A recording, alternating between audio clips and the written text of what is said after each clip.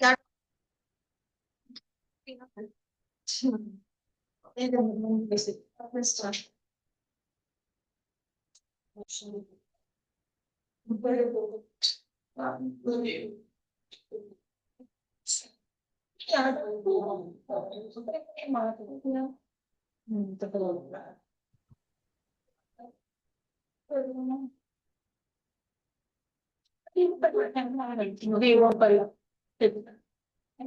This topic में है doubt.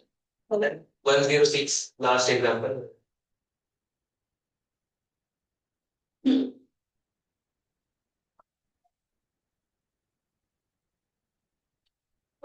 Condition topic से ही है। चलो ये तो मैंने पढ़ाना ही है, इसके अलावा कोई और डाउट? फर्स्ट यूनिट में बेसिकली कोई डाउट? सेकंड यूनिट का तो एक एक वर्ड अभी हम क्लास में पढ़ेंगे, बहुत इंपॉर्टेंट है, तो केस स्टडी की तैयारी करनी है। मर्चेंटेबिलिटी और ठीक है, फर्स्ट चैप्टर से कोई डाउट? सेकंड यूनिट को छोड़ दो, या होमवर्क क्वेश्चन से कोई डाउट जो क्वेश्चन दिए थे? नहीं। अब आओ फिर सेकंड चैप्टर। देखो सेकंड चैप्टर में सबसे पहले ये समझना है रिप्रेजेंटेशंस क्या होती हैं, स्टेटमेंट्स क्या होती हैं। कोई भी पर्सन ने अपनी गुड्स सेल करने के लिए जो गुड्स के फीचर्स बताए हैं, उस चीज को हम लोग क्या बोलते हैं? स्टेटमेंट्स और रिप्रेजेंटेशंस। उनमें से कुछ स्टेटमेंट्स या कुछ रिप्रेजेंटेशंस ऐसी होती हैं जिसने बायर को इन्फ्लुएंस किया टू परचेज द गुड्स। जिन चीजों से बायर इन्फ्लुएंस हुआ है कि वो गुड्स खरीदना चाहता है, उसे हम लोग बोलते हैं स्टिपुलेशंस। ये जो स्टिपुलेशंस होती हैं दो तरह की हो सकती हैं, कंडीशन या वारंट। जो कंडीशंस है वो ऐसी स्टिपुलेशंस है which are essential to main purpose of contract, इसके बिना काम चल ही नहीं सकता। अगर ब्रीच ऑफ कंडीशन होगा, buyer gets a right to rescind the contract, पर उसके पास ऑप्शन है, वो चाहे तो कंडीशन को वारंटी की तरह भी ट्रीट कर सकता है। जो वारंटीज होती हैं they are the stipulations which are collateral to main purpose of contract. ये जरूरी है पर ये सेकेंडरी इंपॉर्टेंस रखती हैं। अगर ब्रीच ऑफ वारंटी होगी, buyer only gets a right to claim damages, वो सिर्फ कंपनसेशन मांग सकता है। एंड बायर के पास वारंटी को कंडीशन में कन्वर्ट करने का ऑप्शन नहीं है। जो कंडीशंस हैं दो तरह की हो सकती हैं, एक हो सकती है एक्सप्रेस कंडीशंस, एक हो सकती है इंप्लाइड कंडीशंस। अब आमतौर पे एक्सप्रेस कॉन्ट्रैक्ट का मतलब क्या होता है? एक्सप्रेस कॉन्ट्रैक्ट का मतलब होता है जिसमें लोगों ने कुछ एक्सप्रेस किया, वर्ड्स यूज किए। और इम्प्लाइड कॉन्ट्रैक्ट का मतलब क्या होता है? जो कि कंडक्ट से बना। But sale of goods act में डिफरेंट है। चाहे आपने कोई वर्ड्स यूज किए हैं, चाहे आपके कंडक्ट के बेसिस पे कॉन्ट्रैक्ट बन रहा है, उसे हम लोग क्या बोलेंगे? एक्सप्रेस कंडीशन से बोलेंगे। बट अगर कोई चीज लॉ ने अप्लाई कर दी, which has been imposed by law, उसे हम लोग क्या बोलेंगे? Implied condition. बायर की प्रोटेक्शन के लिए देयर आर 7 इम्प्लाइड कंडीशंस। पहली इम्प्लाइड कंडीशन हम लोगों ने पढ़ी, पहले हम सिर्फ सबका बेसिक मीनिंग जानेंगे। बुक से जब रीड करेंगे और ज्यादा क्लैरिटी आएगी। पूरा चैप्टर एक दूसरे के साथ नहीं है, तो पहले बेसिक मीनिंग पढ़ते हैं। पहला पॉइंट था condition as to title. Condition as to title में मेन पॉइंट ये है कि जो बायर है, जो सेलर है, उसके पास राइट टू सेल होगा। कंडीशन एज टू सैंपल, कि जो बल्क है वो सैंपल के साथ मैच करेगा। Condition as to description, description के बेसिस पे कोई कॉन्ट्रैक्ट हुआ। डिस्क्रिप्शन मतलब ऐसी कोई चीज जिसके बेसिस पे गुड्स को आइडेंटिफाई किया जा सकता है। Best example Banarasi rice, Banarasi sari and basmati rice. ठीक है। अगर डिस्क्रिप्शन के बेसिस पे कॉन्ट्रैक्ट होगा तो जब भी हमें गुड्स डिलीवर होंगी, वी विल एक्सपेक्ट कि वो जो गुड्स है वो कॉरेस्पॉन्ड करेंगी डिस्क्रिप्शन के साथ, और हमारे पास अपॉर्चुनिटी होगी गुड्स को रिव्यू करने की। Condition as to sample and description, इसका मतलब ये नहीं कि कोई एक कंडीशन पूरी करनी है, दोनों कंडीशंस पूरी करनी है। सैंपल के साथ भी मैच करना चाहिए, डिस्क्रिप्शन के साथ भी मैच करना चाहिए। नेक्स्ट आया कंडीशन एज टू होलसमनेस। तो पेरिशेबल गुड्स में हम लोग वर्ड यूज करेंगे होलसमनेस, एंड अदर गुड्स में हम यूज करेंगे condition as to quality. Last point था कंडीशन एज टू मर्चेंटेबिलिटी, ये जो गुड्स हैं उनको सेल किया जा सकता है। अब आपके कोई भी डाउट लेने से पहले 5 चीजें आप और समझोगे, फिर हम बुक से रीड करने लगे। सेकंड चीज है समझने वाली कि इंप्लाइड वारंटीज कौन कौन सी होती हैं। There are 4 implied warranties. जैसे कंडीशंस एक्सप्रेस भी हो सकती है, इंप्लाइड भी। वारंटीज भी एक्सप्रेस भी हो सकती है, इम्प्लाइड। अगर कोई चीज इम्पोज्ड बाय लॉ है तो उसे हम लोग क्या बना देंगे, इम्प्लाइड वारंटी। पहली इम्प्लाइड वारंटी है अनडिस्टर्ब्ड पोजेशन। कहते जो बायर को गुड्स मिलेंगी उसमें उसे उसका अनडिस्टर्ब्ड पोजेशन मिलेगा। ऐसा नहीं कि उसके ऊपर कोई और राइट एक्सरसाइज कर रहा है। फॉर एग्जाम्पल, मैंने एक सेकेंड हैंड कार परचेज की, तो मुझे हर थोड़े दिनों बाद सेलर आके बोले कि मुझे थोड़े टाइम के लिए कार चाहिए, मुझे 2 आवर्स के लिए कार चाहिए, मेरी डॉटर को स्कूल पिकअप के लिए कार चाहिए, वो मुझे बिल्कुल भी डिस्टर्ब नहीं कर सकता। जब कार की प्रॉपर्टी ट्रांसफर हो गई कि उसके सारे राइट्स मुझे मिल गए, I must get undisturbed possession. मेरे पास उसका अनडिस्टर्ब्ड पोजेशन होना चाहिए। Second, non encumbrance. उसके ऊपर कोई भी एनकम्बरेंस नहीं होनी चाहिए। एनकम्बरेंस का मतलब होता है चार्ज। चार्ज का मतलब होता है काइंड ऑफ प्लेज, कि ऐसा ना हो कि आपने उसके ऊपर कोई चार्ज क्रिएट कर रखा है। आप लोगों ने अकाउंट्स में एक वर्ड सुना होगा कि जो इंटरेस्ट ऑन डिबेंचर्स होता है, it is a charge on profits, ये तो देना ही पड़ता है। एंड जो डिविडेंड होता है शेयर्स का, it is an appropriation of profits, है ना। तो जो चार्ज होता है इसका मतलब आपने अपने एसेट के ऊपर किसी और का राइट क्रिएट कर दिया। तो अगर मैंने कोई कार परचेज की, सेकेंड हैंड कार, और उस कार के ऊपर अभी लोन देना बाकी था, तो जो सेलर है जब तक वो अपना लोन क्लियर नहीं करेगा तब तक आरसी मेरे नाम पे ट्रांसफर ही नहीं होगी। तो जब मैं कार परचेज कर रही हूँ, ये एज्यूम करके चलेंगे कि मुझे जो कार मिल रही है, it is there is no encumbrance on the same, उसके ऊपर किसी और का कोई राइट नहीं क्रिएट कर रखा। ऐसा नहीं कि बैंक का उसके ऊपर कोई राइट। ठीक है। फॉर एग्जाम्पल, मान लो मैं एसी परचेज करने गई एंड जो सेलर है उसने बैंक से लोन लिया हुआ था, लोन अगेंस्ट स्टॉक। तो जो भी उसके पास गुड्स पड़ी थी, 2 करोड़ का स्टॉक पड़ा था, स्टॉक का लोन दे, स्टॉक की सिक्योरिटी देके उसने लोन ले लिया। अब जब मैंने एसी परचेज किया, मैं चाहती हूँ कि इसके ऊपर कोई चार्ज ना क्रिएटेड हो, ऐसा ना हो कि वो अपनी ईएमआई पे ना करे और जो बैंक है वो मेरे से एसी डिमांड करने आ जाए। I must get non encumbrance. ये सबको समझ आया वर्ड नॉन एनकम्बरेंस? तो इसे ही शायद आप लोगों ने ये वर्ड सुना हो, नो ड्यू सर्टिफिकेट। सुना हो किसी ने नो ड्यू सर्टिफिकेट वर्ड? कहाँ पे सुना हुआ है? कॉलेज में या स्कूल में? Yes, very good. तो मैं जैसे हॉस्टल में रहती थी, तो हमें जब अपना लास्ट में 12th का मार्कशीट लेने जाना होता था, तो हमें हर डिपार्टमेंट से पहले एनडीसी लाके देना होता था, नो ड्यू सर्टिफिकेट, कि तुम्हारा कैंटीन का कोई बिल पे करना तो नहीं पेंडिंग, वहां पे एक अलग हॉस्पिटल फैसिलिटी बनी हुई थी, उनका कोई बिल पे करना तो नहीं पेंडिंग, हॉस्टल का रेंट पे हो गया कि नहीं। सब जगह से एनओसी भी बोल सकते हो कि उनको कोई ऑब्जेक्शन तो नहीं है, उनके कोई ड्यूज तो नहीं पेंडिंग, या नो ड्यू सर्टिफिकेट तो पेंडिंग नहीं है। तो जब कोई लोग प्रॉपर्टी भी खरीदते हैं ना, वो स्पेशली उसे बोलते हैं कि तुम पहले मुझे एनडीसी ला के दो।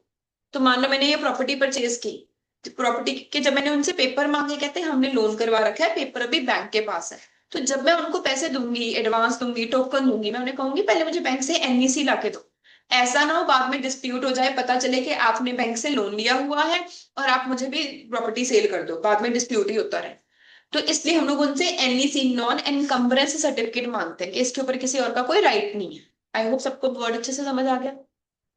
तो जब भी तुम कोई गुड्स खरीदने जा रहे हो, कहते हैं बेसिक चीजें हैं, तुम्हें किसी को पूछने की जरूरत ही नहीं है, it is imposed by law. Buyer ये एज्यूम करके चलेगा और सेलर की ये ड्यूटी बनेगी कि ये 4 चीजें उसमें होंगी। क्या 4 चीजें? पहला पॉइंट है अनडिस्टर्ब्ड पोजेशन, मुझे पूरा फ्री पोजेशन मिलेगा, मैं गुड्स को जैसे मर्जी यूज कर सकूं। नॉन एनकम्बरेंस, उसके ऊपर किसी का भी कोई राइट क्रिएटेड नहीं होना चाहिए, कोई चार्ज क्रिएटेड नहीं होना चाहिए। Disclosure of dangerous nature of goods, disclosure of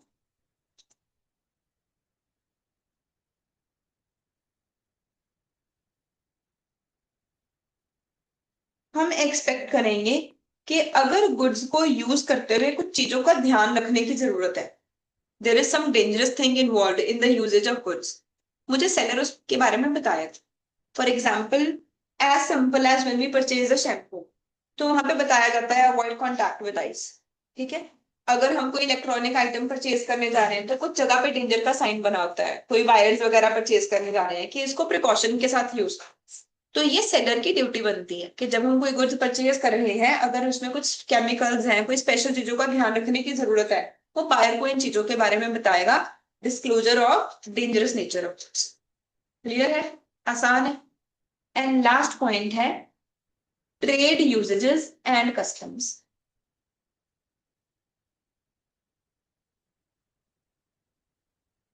customs होता है रिवाज। कहते हैं मान लो सेल ऑफ गुड्स एक्ट में हमने कुछ नहीं लिखा हुआ, बट किसी सोसाइटी में कोई रिवाज है, कोई साउथ इंडिया में कोई स्पेशल चीज है, पंजाब में कोई स्पेशल चीज है, सब लोग गुड में ये काम करते ही करते हैं, तो हमें ज्यूम करके चलेंगे वो रूल भी आपने फॉलो करने। तो सेल ऑफ गुड्स एक्ट कहता है कि जो हम लोगों ने राइट्स दिए हैं वो तो होंगे ही, बट अगर उसके अलावा आपके कुछ कस्टम्स बने हुए हैं जो कि काफी देर से फॉलो हो रहे हैं और वो सेलर और बायर दोनों को पता है, तो वो यूजेजेस और वो कस्टम्स भी अप्लाई हो जाए। I hope I am clear. पक्का आसान है। सारा कुछ बना सेलर के फायदे, बायर के फायदे के लिए। बायर के फायदे के लिए ही बनाई गई 7 इम्प्लाइड कंडीशंस एंड बायर को प्रोटेक्ट करने के लिए बनाया गया इम्प्लाइड वारंटीज।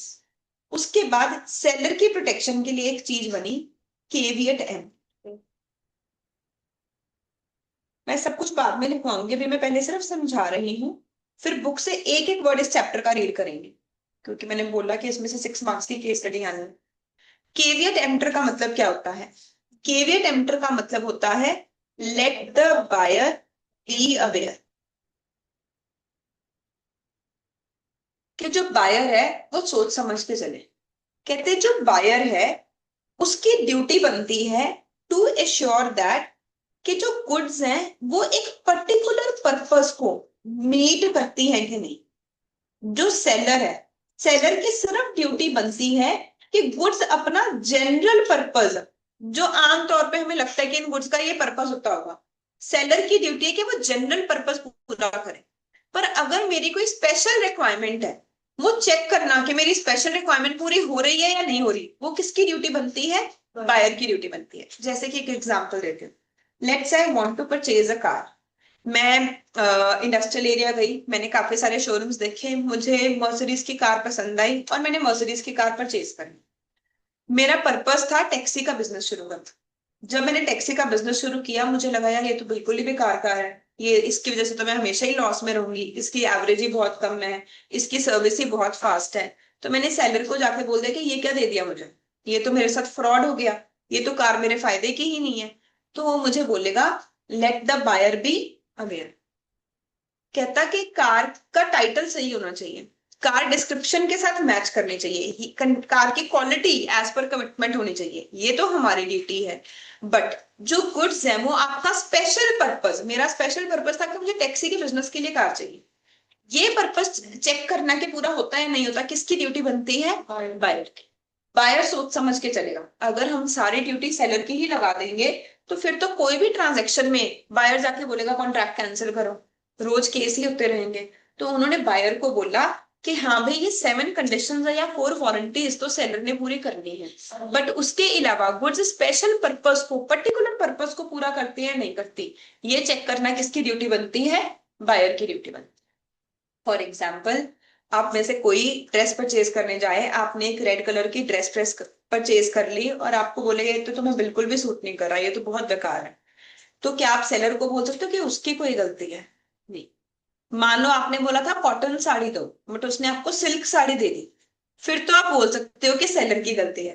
बट आपने कॉटन साड़ी बोला, उसने आपको कॉटन साड़ी दी है, वो आपको सूट नहीं कर रही, आपकी स्पेशल रिक्वायरमेंट को पूरा नहीं कर रही, ये चेक करना सेलर की ड्यूटी नहीं है, ये चेक करना किसकी ड्यूटी है? बायर की ड्यूटी। पर इसकी एक एक्सेप्शन, कुछ केसेस ऐसे हैं कि बायर अपना सारा बर्डन सेलर पे ट्रांसफर कर देता। बायर बोलता है नहीं मेरी ड्यूटी नहीं है, तुम्हारी ड्यूटी है। सारा बर्डन बायर अपना किस पे ट्रांसफर कर देता है? सेलर पे। ऐसा कब होगा? अगर बायर सेलर को जाके बोले कि मुझे इस चीज के बारे में कोई नॉलेज नहीं है, मैं तुम्हारे स्किल के ऊपर डिपेंडेंट हूं, और जो सेलर है वो उसका बिजनेस ही है उन गुड्स में डील करना, इस केस में सारा बर्डन किसका हो जाएगा? सेलर का। पहले सिर्फ समझो, सब कुछ ही लिखवाऊंगी मैं। इसकी सिर्फ एक एग्जांपल देती हूँ। बच्चे लेट से मुझे अपने ऑफिस के लिए कोई बाहर बोर्ड लगवाना है, एंड मैंने कोई स्पेशल डिजाइन बनवाया लैपटॉप पे कि मुझे इस डिजाइन का बोर्ड लगवाना है। मैं एक शॉप पे गई और मैंने उन्हें बोला कि मुझे जूट का क्लॉथ दे दो, मैंने उसके ऊपर प्रिंटिंग करवानी है। उन्होंने मुझे व्हाइट कलर का जूट का क्लॉथ दे दिया, जो मैंने मेजरमेंट की वो दे दिया। फिर मैं उसे प्रिंटर के पास लेके गई कि इस क्लॉथ के ऊपर ये मैंने बोर्ड बनाना है, इसकी प्रिंटिंग कर दो। मुझे प्रिंटर ने बोला कि मैम ये इस चीज के बिल्कुल काम नहीं आएगा, जैसे हम इसके ऊपर प्रिंटिंग करेंगे ये कपड़ा फट जाएगा, तो ये आपकी किस इससे आपका नुकसान ही होगा, ये एक दिन भी नहीं चलेगा। मैंने कहा ठीक है। मैं सेलर के पास चली गई कि मेरे साथ फ्रॉड हुआ है। क्या मेरे साथ फ्रॉड हुआ है? नहीं, क्योंकि मैंने तो जूट का कपड़ा मांगा था, उन्होंने जूट का ही दिया है। वो अपना जनरल पर्पस पूरा कर सकता है, कोई स्पेशल पर्पस वो पूरा करेगा या नहीं करना ये चेक करना किसकी ड्यूटी थी? बट लेट से अब मैं सेकेंड टाइम सेलर के पास जाऊं, मैं उससे बोलूं कि मुझे एक क्लोथ चाहिए अपने ऑफिस का बोर्ड बनाने के लिए, कि हमारा ऑफिस सेकेंड फ्लोर पे है, मुझे ऐसा कोई क्लोथ चाहिए जिसके ऊपर हम थिक प्रिंटिंग कर सकें और वो प्रॉपरली सब कुछ उससे दिख सके, एंड वो हैवी मटेरियल होना चाहिए। मुझे इसके बारे में कोई नॉलेज नहीं है, मैंने कभी भी ऐसा कोई चीज पहले परचेज ही नहीं की। मैं आपकी गाइडेंस के ऊपर डिपेंडेंट हूँ, जो आप कहोगे मैं वही खरीदूंगी। अगर इस केस में वो मुझे कोई ऐसा क्लोथ ऐसा फैब्रिक रेकमेंड करें जो इस पर्पस के लिए सूटेबल ना हो, क्या हम कह सकते हैं कि सेलर की गलती है? Yes yes. समझ आ गई? तो अगर बायर सेलर को जाके बोले कि मुझे इस चीज के बारे में कोई नॉलेज ही नहीं है, ऐसा हम करते हैं ना रियल लाइफ में बहुत बार, कि हमें इस चीज के बारे में नहीं पता, हम आपके स्किल के ऊपर डिपेंडेंट है और जो सेलर है उसका इसी चीज का बिजनेस है, तो फिर से सारा बर्डन किसके ऊपर ट्रांसफर हो जाएगा? सेलर। तो टोटल 12 पॉइंट्स हैं, जिनमें से कोई एक पॉइंट में से केस स्टडी आनी है, या तो 7 कंडीशंस में से कोई एक कंडीशन लग रही होगी, या 4 वारंटीज में से, या फिर केवीएम। पूरा इकट्ठा समझ आएगा। जो भी अब आपके डाउट्स हैं, अब एक एक करके सारे डाउट्स क्लियर। ठीक है,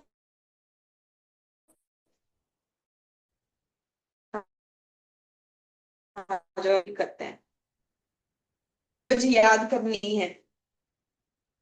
नेहा, मैं एंड में लेती हूँ प्लीज आपका डाउट। तो मैं कुछ इंपॉर्टेंट वर्ड्स हाईलाइट करूंगी, वो अभी हमने हाईलाइट करने हैं, एंड में हमने चार्ट बनाना है। Stipulation as to time. अभी तक हमने पूरा चैप्टर पढ़ा बायर के लिए क्या स्टिपुलेशन होती हैं, ठीक है। ये टॉपिक है सेलर के लिए क्या स्टिपुलेशन होती हैं।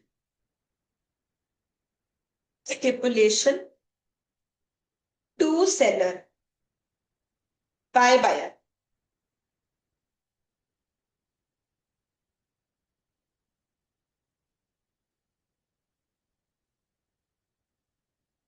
सेक्शन 4 में बताना मुझे, सेलर ने बायर को क्या कुछ देना होता है? गुड्स, प्रॉपर्टी, गुड्स की डिलीवरी एंड प्रॉपर्टी। और बायर ने सेलर को क्या देना होता है? प्राइस। प्राइस। तो बायर को सेलर को तो एक ही चीज चाहिए, अपनी कंसिडरेशन, प्राइस चाहिए।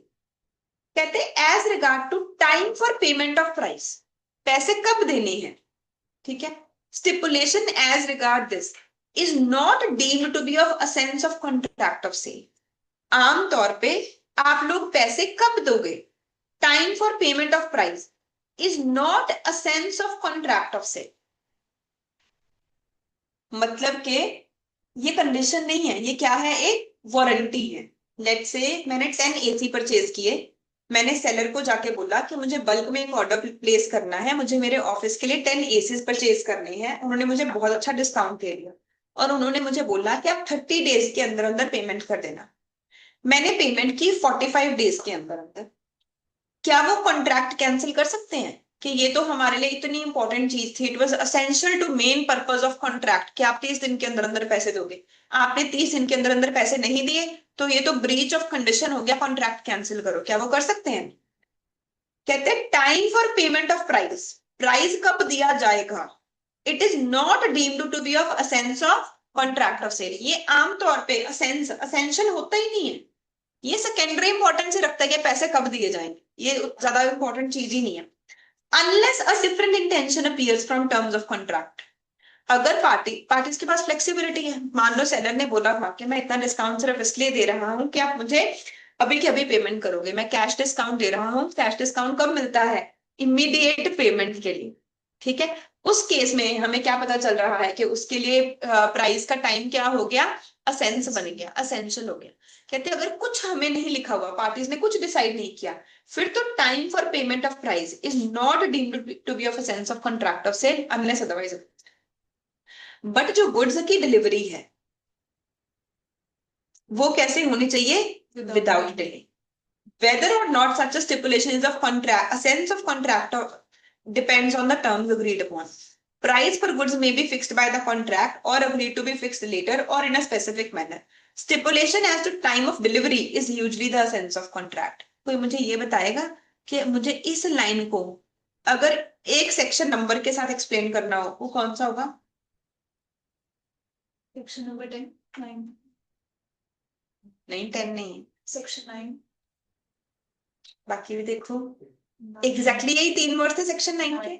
Ascertainment of price. प्राइस कैसे असर्टेन किया जाता है? या तो पार्टीज क्या करती हैं, या फिर वो डिसाइड करती हैं कोई स्पेसिफिक तरीका, ठीक है, या उनके कंडक्ट से हम लोग इंप्लाई करते हैं. ऐसे 3 तरीके हम लोगों ने पढ़े थे, ठीक है. अब कंडीशंस एंड वारंटीज का मीनिंग क्या है, ये मैंने आप लोगों को पढ़ने के लिए होमवर्क दिया था. यहां तक कोई भी डाउट हो तो पूछो.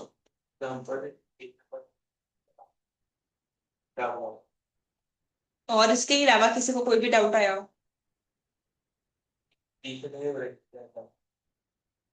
देखो जी, राम ने श्याम से कंसल्टेशन मांगी. जो श्याम है वो एक मोटर कार का डीलर है, कि मुझे एक कार बताओ जो कि टूरिंग पर्पस के लिए, टैक्सी बिजनेस के लिए अच्छी हो, कि मैं अपनी गुड्स को प्रमोट करना चाहता हूँ, मैं टूरिंग पर्पस के लिए कोई सूटेबल कार मुझे बताओ. श्याम ने उसे सजेस्ट किया मारुति, एंड राम ने वो कार परचेज कर ली. बाद में पता चला कि जो कार है वो अनफिट है टूरिंग पर्पस के लिए. अब मुझे आप लोग खुद बताओ इतनी लाइन यहां तक पढ़ के, कि जो कार है वो टूरिंग पर्पस की रिक्वायरमेंट को मीट करे. ये आपको कंडीशन लग रही है कि वारंटी लग रही है? कंडीशन ही लग रही है. क्या कहते हैं यहाँ पे? The term that car should be suitable for touring purposes. ये क्या है? एक कंडीशन है. इट इज सो वाइटल कि its non-fulfillment defeats the very purpose for which he is purchasing the car. Ram is thus entitled to reject the car and get his amount refunded. ठीक है?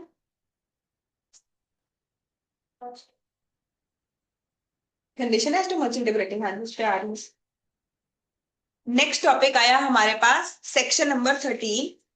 ऐसे कौन से cases हैं जो condition है वो वारंटी बन जाती है? तो कंडीशन को तो वारंटी बनाना अलाउड है. ऐसा कब हो सकता है?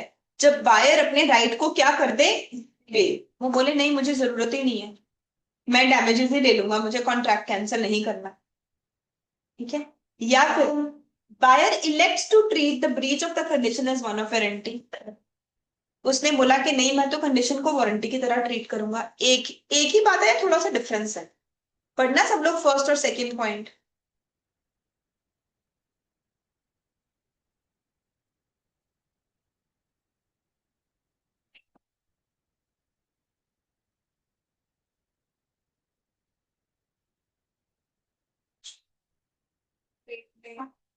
कोई कंपनसेशन क्लेम कर सिर्फ एक केस में तो क्या है, कंप्लीट वेवर है. मैंने बिल्कुल मैंने कहा मैंने कुछ भी नहीं लेना, इट इज कंप्लीट वेवर. एक केस में मैंने क्या कहा कि मेरे पास राइट तो कैंसिल करने का है, बट कोई बात नहीं तुम मुझे डैमेजेस दे दो. तो एक केस में मैंने कंडीशन को वेव ऑफ ही कर दिया, एक केस में मैंने कंडीशन को क्या बना दिया, वारंटी.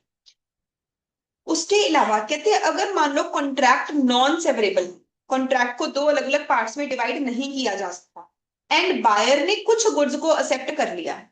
लेट्स से मैंने कुछ गुड्स ऑर्डर की, 10 यूनिट्स ऑर्डर किए, मैंने 6 यूनिट्स को ऑलरेडी यूज करना शुरू कर दिया. बाद में मैं ये नहीं बोल सकती कि ब्रीच ऑफ कंडीशन, हमें उसे क्या ट्रीट करना पड़ेगा, ब्रीच ऑफ वारंटी. जब आपने कुछ गुड्स एप्रोप्रिएट ही कर लिए, यूज करने शुरू ही कर दिए, तो उस चीज को हम लोग क्या बना देंगे, अब वारंटी बना देंगे.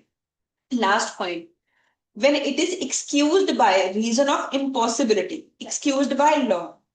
जब वो काम लीगली इम्पॉसिबल हो जाए, ठीक है. जैसे कि हमने आप लोगों को प्रॉमिस किया कि आप सबको ऐप में रिकॉर्डेड क्लासेस मिलेंगी, अब जब मर्जी चाहो दोबारा देख सकते हैं. ये कंडीशन है कि आपके लिए वारंटी है, ये वारंटी है. शायद कुछ बच्चों के लिए कंडीशन भी होगी, कुछ के लिए कंडीशन होगी, कुछ के लिए वारंटी होगी, कुछ के लिए बहुत इंपॉर्टेंट चीज होगी कि हम जब मर्जी चाहे रिविजन कर सकते हो, ठीक है. यूट्यूब ने अपनी पॉलिसीज ही चेंज कर दी, जिसकी वजह से अब हम वो चीज आपको प्रोवाइड ही नहीं कर सकते लीगली. तो क्या अब इस बेसिस पे आप कॉन्ट्रैक्ट कैंसिल कर सकते हो? गवर्नमेंट के लॉस की वजह से ही इम्पॉसिबल हो गया परफॉर्म करना, तो अब आप सिर्फ मेरे से कंपनसेशन मांग सकते हो, आप कॉन्ट्रैक्ट को कैंसिल नहीं कर सकते हो. कंडीशन क्या बन जाएगी, वारंटी. समझ आई बात? ठीक है. बाई चांस हमारे करंट लाइफ के साथ रिलेट कर गए। तो ये फ्रीक्वेंटली आस्क्ड क्वेश्चन है।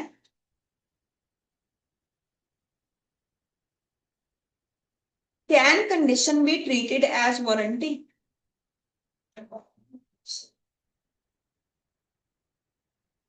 क्या कंडीशन को वारंटी की तरह ट्रीट किया जा सकता है?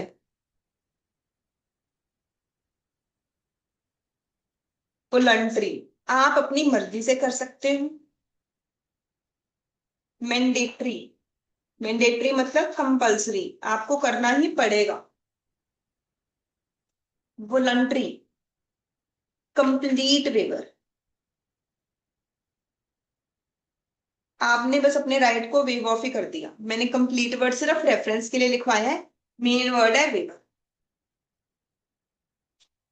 या फिर buyer elects to treat, buyer ने अपनी मर्जी से डिसाइड किया कि वो ट्रीट करेगा कंडीशन को वारंटी की तरह।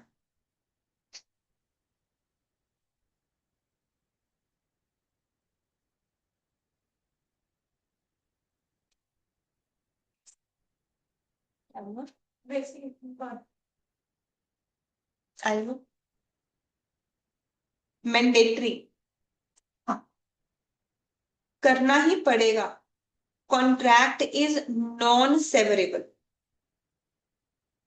कॉन्ट्रैक्ट को दो पार्ट्स में डिवाइड ही नहीं किया जा सकता।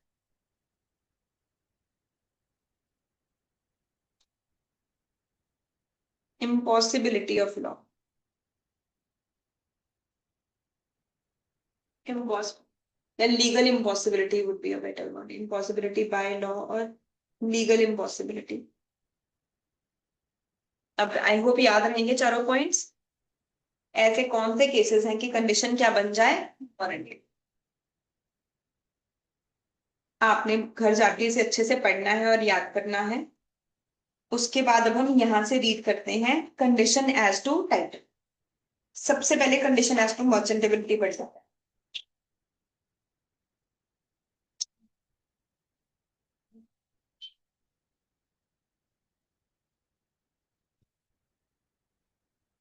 कंडीशन एज टू मर्चेंटेबिलिटी कहते हैं जब कोई गुड्स परचेज की गई हो डिस्क्रिप्शन के बेसिस पे। ये रूल हमने सिर्फ कब लगाना है, जब गुड्स किस बेसिस पे परचेज की गई है, डिस्क्रिप्शन के बेसिस।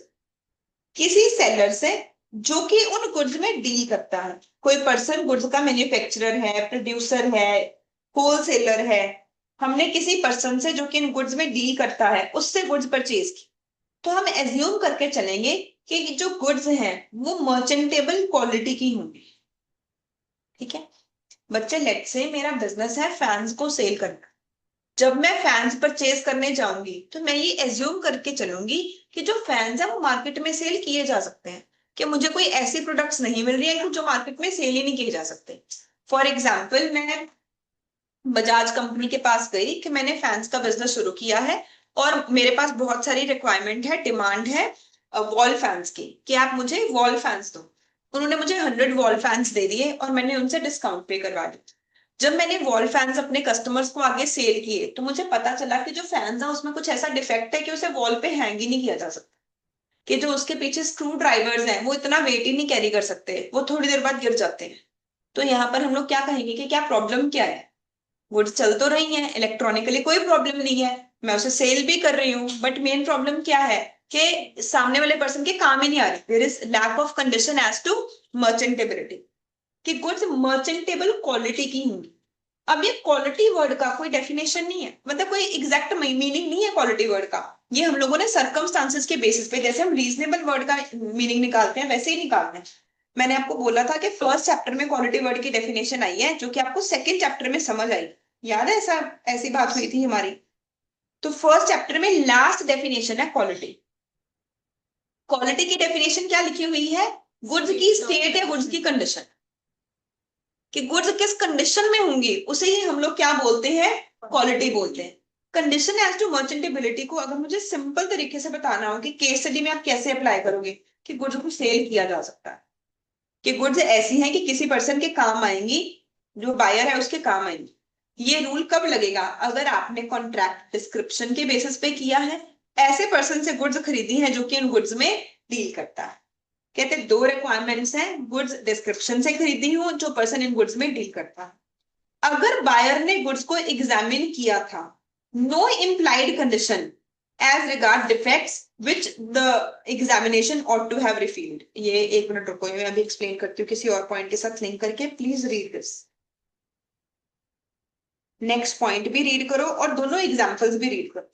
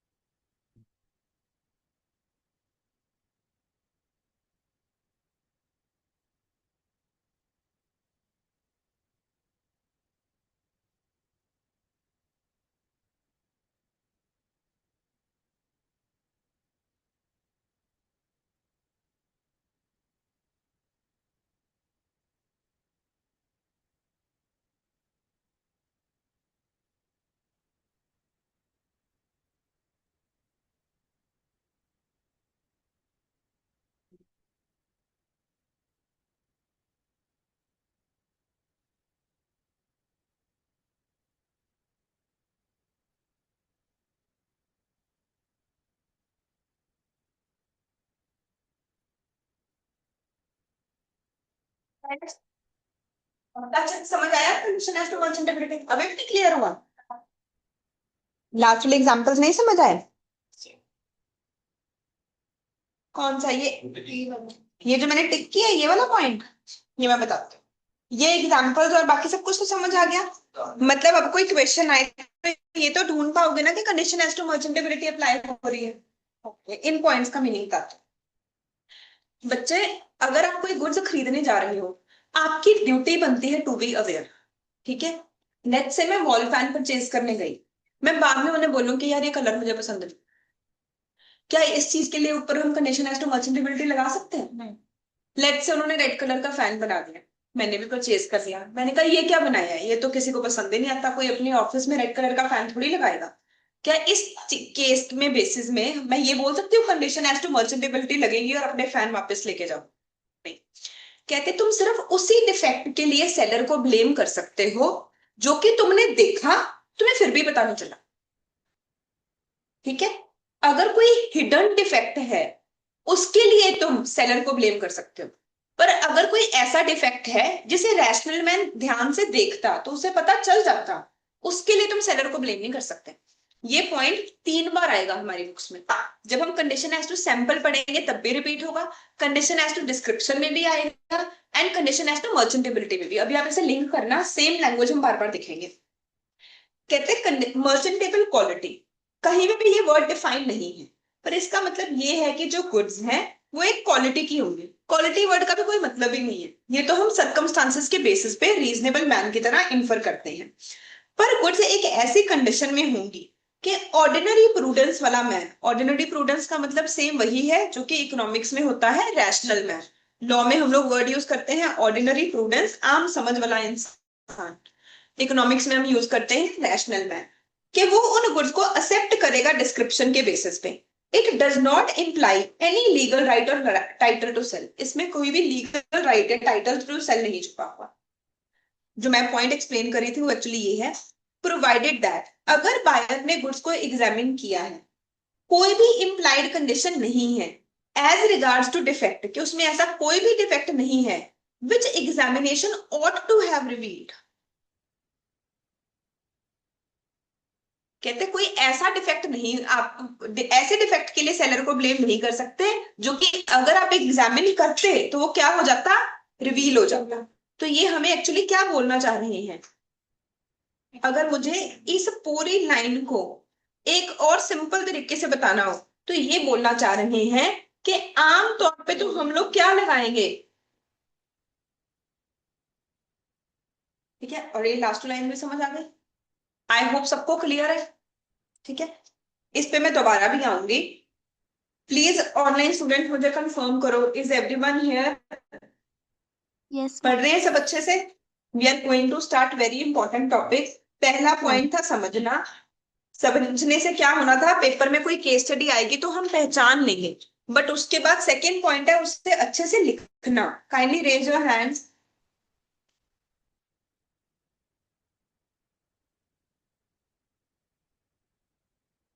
ठीक है, अक्षरा इधर देखो बच्चे, हाँ जी देखो सब लोग। In every contract of sale unless there is an agreement to contrary, कहते हैं अगर कुछ और अग्री नहीं हुआ हुआ तो वो तो तुम फिक्स है ना, सब में लिख दो, क्योंकि सेल ऑफ गुड्स एक्ट हमें क्या देता है, फ्लेक्सिबिलिटी, तुम जो मर्जी रूल बना दो। अगर कुछ और अग्री नहीं हुआ हुआ तो ये कंडीशन लगानी है। कहते हैं पहली कंडीशन क्या है कि सेल के केस में पर्सन के पास क्या है, right to sell. Agreement to sell के केस में जब भी उसने सेल करना होगा तब तक उसके पास क्या होगा, राइट टू सेल। तो सिंपल वर्ड्स में इंप्लाइड कंडीशन ये है कि सेलर के पास गुड्स को सेल करने का राइट है जब भी उसने प्रॉपर्टी पास ऑन करनी है। अगर सेलर का टाइटल जो है वो डिफेक्टिव है तो बायर को ओरिजिनल ओनर को गुड्स वापस करनी पड़ेगी। तो जब ओरिजिनल ओनर को गुड मुझे वापस करनी पड़ेगी तो मैं सेलर से क्या कर सकती हूँ, अपने पैसे वापस मांग सकती हूँ।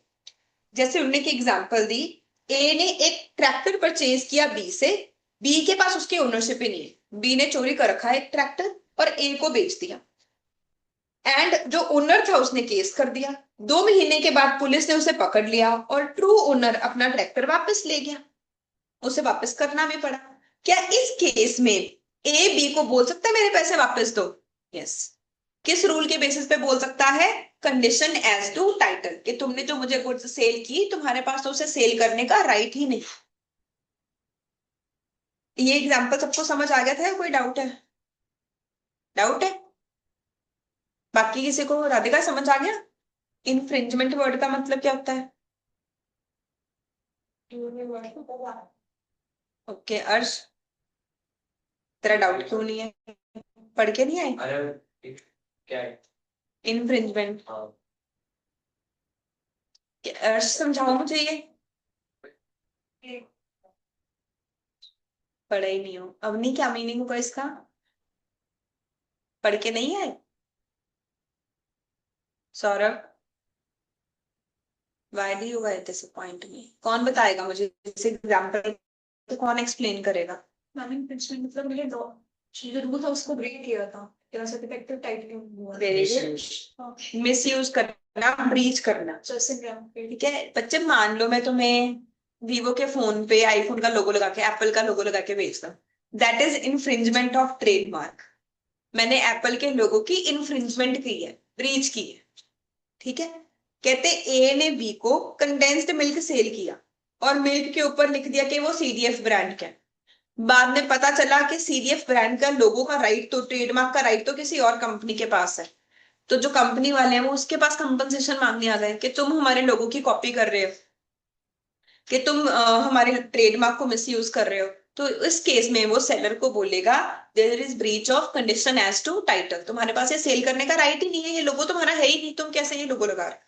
ठीक है, तो सेक्टर 22 में सब लोग ये करते हैं, है ना। कोई मर्जी नाइकी की टी शर्ट खरीद लो। मैंने कल परसों कौन सा देखा, किसी की बिलियनियर की टी शर्ट देखी। Next, sale by description. समझ आ गया कि कोई डाउट है उसमें अभी भी? समझ आ गया ना? नेक्स्ट, अगर कोई contract of sale of goods है डिस्क्रिप्शन के बेसिस पे, तो इम्प्लाइड कंडीशन होगी कि गुड्स जो है किसके साथ कॉरेस्पॉन्ड करेंगी, डिस्क्रिप्शन के साथ। उन्होंने हमें एक मैक्सिम के थ्रू एक्सप्लेन किया, कि इडियम के थ्रू एक्सप्लेन किया कि if you contract to sell peas you can't compel the buyer to take beans. तो आपने कमिट किया है, आपको वही चीज सेल करनी है। Buyer is not bound to accept and pay for the goods जो कि डिस्क्रिप्शन के साथ मैच नहीं करते हैं। It is to be determined whether buyer has undertaken to purchase the goods by their description, that is whether description was essential for identifying the goods or not। कहते हैं हमें चेक करना पड़ेगा कि सच में जो कॉन्ट्रैक्ट है वो डिस्क्रिप्शन के बेसिस पे हुआ भी है या नहीं है। तो अगर कोई गुड्स ऐसी हैं कि उनको आइडेंटिफाई ही कुछ स्पेसिफिक वर्ड्स के साथ किया जा सकता है, तो इसका मतलब कि जो कॉन्ट्रैक्ट हुआ है वो डिस्क्रिप्शन के बेसिस पे हुआ है। जैसे मैं आपको एग्जांपल देती हूँ, बासमती राइस, उसको डिफाइन ही उस चीज के साथ किया जाता है कि इस एरिया के राइस हैं, इस क्वालिटी के rice. If that is required and goods don't correspond with the description, breach of condition होगा और बायर कॉन्ट्रैक्ट को कैंसिल कर सकता है। It is a condition which goes to the root of contract and breach entitles the buyer to reject the goods, चाहे buyer ने goods की inspection की है चाहे नहीं। से हाईलाइट करेंगे, इसके साथ लिखेंगे केस स्टडी। मेरे मदर ने मुझे बोला कि बासमती राइस ले आओ, मैं शॉप पे जाके मैंने बोला बासमती राइस दे दो, उन्होंने मुझे दे दिए। बाद में मैंने बोला कि ये तो आपने मेरे साथ फ्रॉड किया, मुझे तो घर पे डांट पड़ गई। कहते मैम आपने चेक किया तो था। तो अगर मैंने चेक किया था तो क्या condition as to description apply होगी या नहीं होगी? होगी। कहते ये मैटर ही नहीं करता कि तुमने उस चीज की इंस्पेक्शन की है या फिर नहीं की, बायर ने इंस्पेक्शन की है या नहीं की, ये मैटर ही नहीं करेगा। जब हमने बोल दिया डिस्क्रिप्शन, तो जो गुड्स है वो डिस्क्रिप्शन के साथ मैच करने चाहिए। अगर मैंने जाके बोला मुझे बनारसी सिल्क साड़ी चाहिए, just because I don't know कि सच्ची में बनारसी सिल्क साड़ी होती क्या है, इसका मतलब ये नहीं कि वो मुझे कुछ मर्जी सेल कर देगा।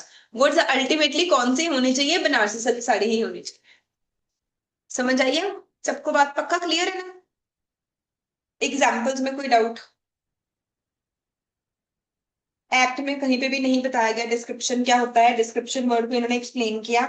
जो भी लोग पढ़ के आए हैं उनको यहां तक कोई भी डाउट हो? प्रॉपर पर्सन जैसे ये ऊपर से ए बोल। कहते पूरे एक्ट में कहीं पे डिस्क्रिप्शन वर्ड डिफाइन नहीं है, पर अगर कोई क्लास या काइंड की गुड्स जो हैं to which the goods have been specified, जैसे इजिप्शियन कॉटन, जावा शुगर, ये सिर्फ हमें कुछ एग्जांपल्स दे रहे हैं डिस्क्रिप्शन की। जैसे बनारसी सिल्क की एग्जांपल है, तो कॉटन इजिप्ट की बहुत फेमस होगी, जावा शुगर कोई एरिया की शुगर बहुत फेमस होगी। कहते अगर गुड्स को किसी कैटेगरी की गुड्स को डिफाइन ही किसी वर्ड्स के साथ किया जाता है, तो जिस वर्ड के साथ लिंक करके उसे डिफाइन किया जाता है, तो मतलब वो उसकी क्या है, डिस्क्रिप्शन है। फॉर एग्जाम्पल अल्फोंसो मैंगोस, ठीक है, ये उसकी डिस्क्रिप्शन है कि इस टाइप के मैंगोस चाहिए हम। अगर जो गुड्स है वो कुछ करेक्टरिस्टिक्स के साथ एक्सप्लेन की सेल की जाती हैं, जैसे कि jute bales of specified shipment या स्टील ऑफ स्पेसिफिक डायमेंशन।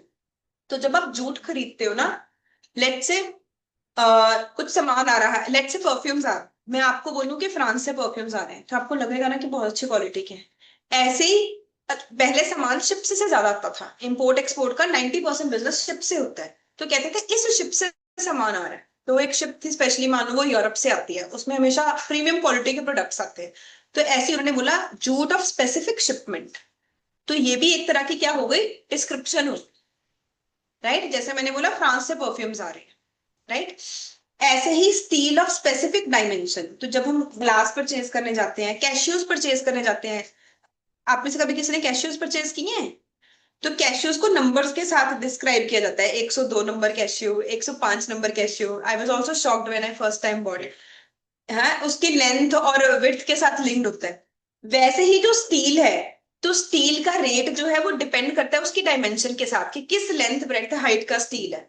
उसकी स्टेबिलिटी, उसकी ड्यूरेबिलिटी उस चीज के ऊपर डिपेंडेंट है। तो मान लो मैं आपको बोल रही हूँ कि टाटा का ये वाले मेजरमेंट का स्टील है, तो उससे लोग उसकी क्वालिटी को लिंक करते हैं। तो कहते हैं इस चीज को भी हम लोग क्या मान के चलेंगे, डिस्क्रिप्शन। ये सिर्फ एग्जाम्पल्स है दोनों पॉइंट्स डिस्क्रिप्शन के। और कोई doubt? It may be noted that description in these cases assume the form of a statement. इन सारे केसेस में हम कहते हैं डिस्क्रिप्शन क्या चीज है, वो कोई स्टेटमेंट के फॉर्म में आ रही है, कोई रिप्रेजेंटेशन के बेसिस पे आ रही है, जिससे गुड्स को आइडेंटिफाई किया जा सकता है कि ये पर्टिकुलर टाइप की गुड्स हैं। कई बार हम रेफरेंस देते हैं प्लेस ऑफ ओरिजिन का, जैसे Banarasi silk place of origin का एग्जाम्पल है। जैसे कि Assam T place of origin का एग्जाम्पल है कि असम से ग्रीन टी आती है। मोड ऑफ पैकिंग, किस तरीके से पैक की गई है गुड्स। कोई भी स्टेटमेंट जो है वो डिस्क्रिप्शन है या नहीं है, वो अल्टीमेटली आपको कहां से पता चलेगा कि क्या उस वर्ड को आमतौर पे लोग यूज करते हैं उन गुड्स को आइडेंटिफाई करने के लिए। सिंपल लॉजिक इतना ही है। अगर किसी चीज को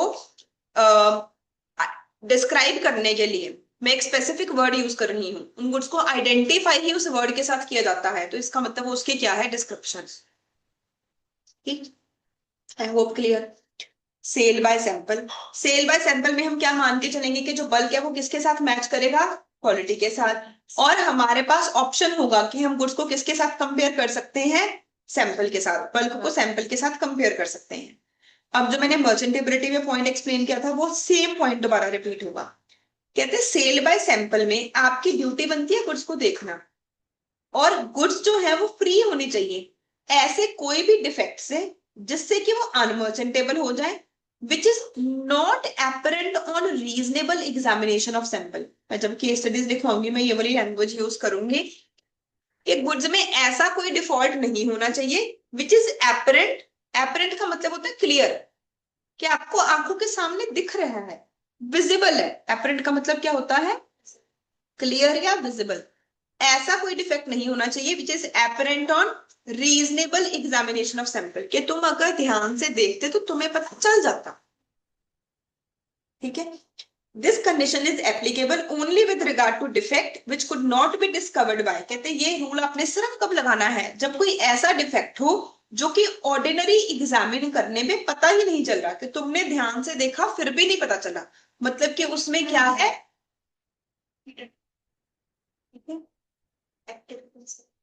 अब अगर मान लो सौरभ चोर बाजार में बाइक लेने जाए एंड वो 20-30 हजार की बुलेट खरीद ले, बोले मैंने रॉयल एनफील्ड खरीदी है, क्या वो बाद में बोल सकता है कि ये तो फ्रॉड हुआ मेरे साथ? तो उसके पास क्या था, ऑप्शन था उसे एग्जामिन करने का। अगर वो ध्यान से देखता उसे पता चल जाता कि ओरिजिनल चीज है या नहीं है। तो कहते let the buyer be aware. ऐसा नहीं है कि कस्टमर खुद अवेयर ही नहीं रहेगा, वो सारी रिस्पॉन्सिबिलिटी सेलर के ऊपर डाल देगा। जब मैं बाइक परचेज करने जा रही हूँ मुझे सही जगह पे ढूंढने जाना है, मुझे पता होना चाहिए कि उस का लोगो कैसा है, मुझे अपना दिमाग लगाना है। बट अगर उसमें कोई ऐसा डिफेक्ट है, फॉर एग्जाम्पल मैं इलांटे गई, इलांटे में रॉयल एनफील्ड का शोरूम है, मैंने वहां से बाइक परचेज की और मुझे बाद में पता चले इसमें सेकेंड हैंड इंजन है जो कि एक टाइम यूज हो रखा है, क्या अब मैं बोल सकती हूँ कि there is breach of condition as to sample? Yes, क्योंकि अब उसमें ऐसा डिफेक्ट है जो कि ऑर्डिनरी एग्जामिनेशन पे एपरेंट ही नहीं था। अगर मैं देखती मुझे फिर भी पता ही नहीं चलता। तो अब हम लोग क्या अप्लाई करेंगे, कंडीशन एज टू सैंपल। तो कंडीशन एज टू सैंपल और केवे टेम्पटर की हमेशा लड़ाई होती है। जो बायर है वो कहता है कंडीशन एज टू सैंपल है, सेलर है वो कहता है कि नहीं केवे टेम्पटर है। तो हम फाइनली जीतता कौन है, हमें ये देखते हैं कि डिफेक्ट किस टाइप का है। अगर डिफेक्ट ऐसा है कि रीजनेबल एग्जामिनेशन पे पकड़ा जाता, फिर तो गलती किसकी है, बायर की, फिर तो केवे टेम्पटर लगेगा। पर अगर डिफेक्ट ऐसा है that it is not apparent on reasonable examination, फिर गलती किसकी है, सेलर। जैसे मैं एक क्वेश्चन दिखाती हूँ, आप लोग उसमें बताना कौन सा रूल अप्लाई होगा। ऑनलाइन स्टूडेंट्स भी प्लीज रिप्लाई करना।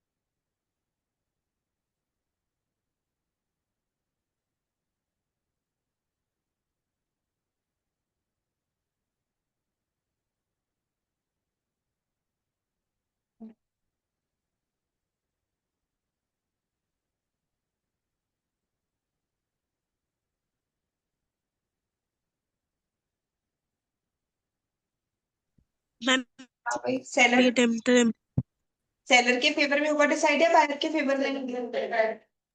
There would be application of caveat emptor, क्योंकि पर्टिकुलर पर्पस के जो गुड्स है उससे यूनिफॉर्म बन सकती है कि नहीं, ये पर्टिकुलर पर्पस चेक करना किसकी ड्यूटी होती है? बायर की ड्यूटी होती है।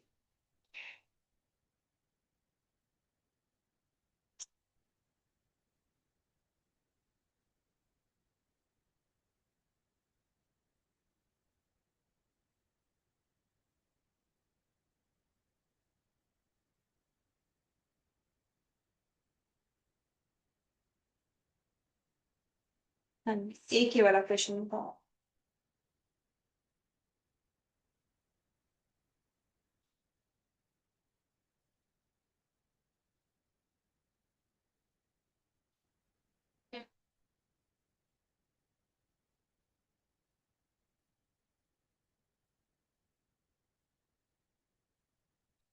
ठीक है ना, पहचान पा रहे हो सब लोग? अभी मुझे बाई चांस एक क्वेश्चन मिला नहीं, एक क्वेश्चन और था। एक पर्सन ने स्टडी टेबल परचेज किया एंड जैसे ही वो घर गया वो स्टडी टेबल फ्लोर पे रखते ही टूट गया। तो उसे पता चला कि जो स्टडी टेबल की लेग थी वो इस तरीके से पेस्ट की गई थी कि अगर आप उसे एग्जामिन करते आपको पता ही नहीं चलता कि लेग टूटी हुई है। तो इस केस में क्या होगा? कंडीशन इज टू सैंपल की केवी टेम्पटर? कंडीशन एज टू कहता तो सैंपल हमें देखना था, हमने देखना तो था, बट हम सिर्फ कौन सा डिफेक्ट ढूंढ सकते हैं which is apparent on reasonable examination. Buyer की सिर्फ कब ड्यूटी है? ऐसे डिफेक्ट के टाइम ड्यूटी है विच is apparent on reasonable examination. I hope आप सब डिफाइन कर सकते हैं पहले चार वर्ड जो हमने याद किए। जब हमने एक्सप्लेन करना होगा कंडीशन एज टू टाइटल, आप लोग मेन वर्ड क्या यूज करोगे? Right to sell. जब एक्सप्लेन करना होगा कंडीशन एज टू डिस्क्रिप्शन, ये जो गुड्स है वो डिस्क्रिप्शन के साथ मैच करनी चाहिए। डिस्क्रिप्शन मतलब जिससे गुड्स को आइडेंटिफाई किया जाता है, चाहे आपके पास इंस्पेक्शन का मौका था चाहे नहीं था। कंडीशन एज टू सैंपल के जो गुड्स है वो बल्क जो है वो सैंपल के साथ मैच करना चाहिए, हमें अपॉर्चुनिटी मिलनी चाहिए उसे रिव्यू करने की। एंड जो बायर है उसकी ड्यूटी बनती है गुड्स को एग्जामिन करना, बट बायर सिर्फ कौन से डिफेक्ट्स के लिए लाइबल है? Which are apparent on reasonable examination of the goods. इसमें फोर्थ पॉइंट में कोई डाउट? इसमें दोनों ही चीजें लग रही हैं। कल करवाऊंगी, केस स्टडी आएगी। फोर्थ पॉइंट में किसी को कोई डाउट? फिफ्थ में कोई डाउट? जो बच्चे पढ़ के आए थे देखो मेरे साथ फिर। कंडीशन एज टू क्वालिटी और फिटनेस, कहते कोई भी इम्प्लाइड कंडीशन नहीं है कि जो गुड्स हैं किसी पर्टिकुलर पर्पस को पूरा करेंगे। तो ऑब्वियसली इम्प्लाइड कंडीशन तो सिर्फ क्या होती है कि गुड्स किस चीज को पूरा करेंगी? जनरल पर्पस को। अगर मैं एक नोटबुक परचेज करने गई हूँ तो सेलर की ड्यूटी सिर्फ ये है कि वो नोटबुक हो। मैं उन्हें बोलूं नहीं मुझे तो ड्राइंग्स के लिए चाहिए थी, मुझे तो मैथ्स के फॉर्मेट में चाहिए थी, ये एश्योर करना किसकी ड्यूटी थी? बायर की, कि वो पर्टिकुलर पर्पस को मीट करती है या नहीं करती। कहते जो कंडीशन है as to reasonable fitness of goods एक पर्टिकुलर पर्पस के लिए, ये पर कभी कभी इंप्लाई की जा सकती है, कभी कभी ये रूल लग जाता है। ये रूल कब लग जाता है? अगर बायर ने सेलर को बता दिया हो कि मेरा पर्पस क्या है, बायर सेलर को बोले कि मैं आपके स्किल के ऊपर डिपेंडेंट हूं, एंड जो सेलर है वो ऑर्डिनरी कोर्स ऑफ बिजनेस में उन गुड्स को यूज करता है। पढ़ा नहीं कहीं पे अभी? Exceptions of caveat exceptions of caveat emptor. Very good, very good. अभी हमने पढ़ा ना केवी टेम्पटर की 3 एक्सेप्शंस मैंने क्या लिखवाई थी? अगर बायर सेलर को बता दे कि मुझे तो भाई कोई नॉलेज, मैं तो तुम्हारे स्किल के ऊपर डिपेंडेंट हूं, एंड जो सेलर है उसका वो सेम काम करना बिजनेस है, तो उस केस में पर्टिकुलर पर्पस चेक करना भी किसकी ड्यूटी बन जाती है? सेलर। तो एक्चुअली ये क्या चीज है? Exception of caveat emptor.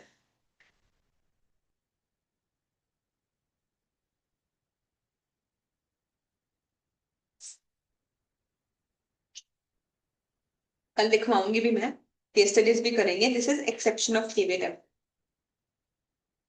कहते बायर ने सेलर को बताना है पर्टिकुलर पर्पस, बायर सेलर को बोले कि मैं आपके स्किल और जजमेंट के ऊपर डिपेंडेंट हूँ, एंड जो गुड्स हैं सेलर उन्हीं डिस्क्रिप्शन की गुड्स में डील कर। कंडीशन एज टू मर्चेंटेबिलिटी जब भी कॉन्ट्रैक्ट डिस्क्रिप्शन के बेसिस पे होगा, ऐसे पर्सन से होगा जो कि उन गुड्स में डील करता है, तो जो गुड्स है वो मर्चेंटेबल क्वालिटी के होनी चाहिए।